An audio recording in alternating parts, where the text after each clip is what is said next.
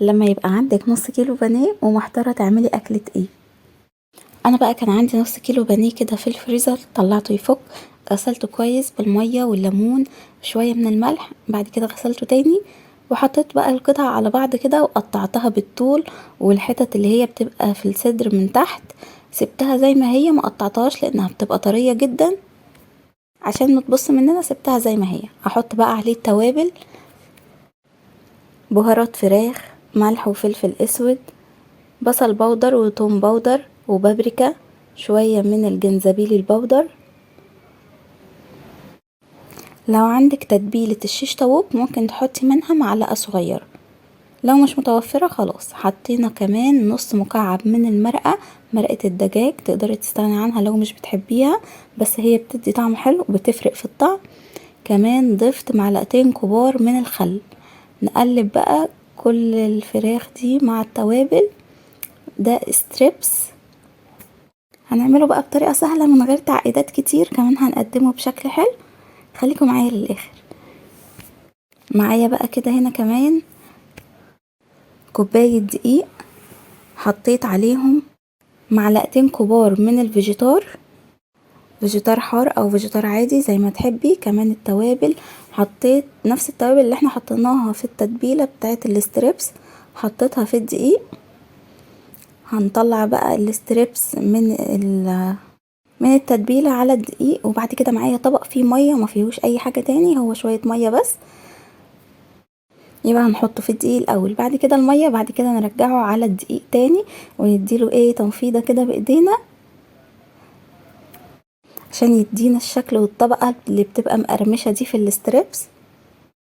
انا ما سبتوش بقى في التتبيله كتير، يعني يا دوب تبلته وعملته على طول بالدقيق، لان التتبيله دي مش سايله، يعني مش هنحتاج ان احنا نقعدها في التتبيله مثلا 3 4 ساعات عشان تتشرب منها.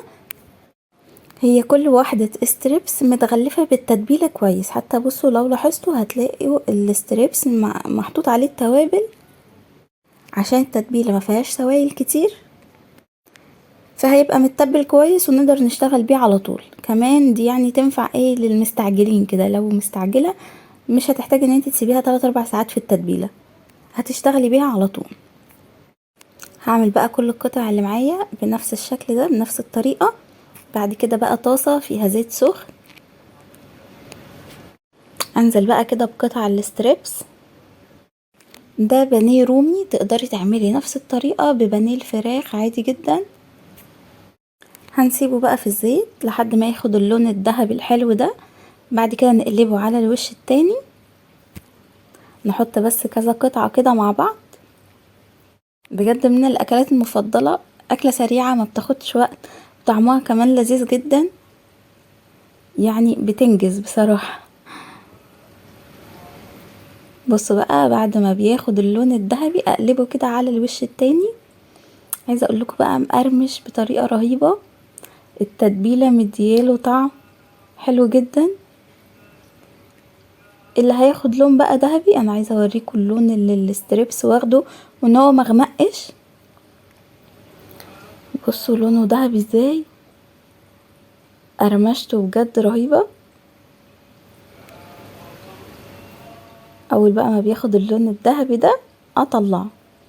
دي قطع كبيره شويه اللي احنا ما قطعناهاش، سيبناها سليمه، فهسيبها شويه في الزيت كده عشان اتاكد ان هي استوت من جوه، ما تبقاش بس واخده لون.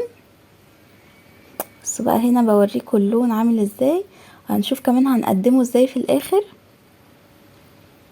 هعمل بقى معاه شوية رز مكرمل، الرز ده بجد طعمه تحفة.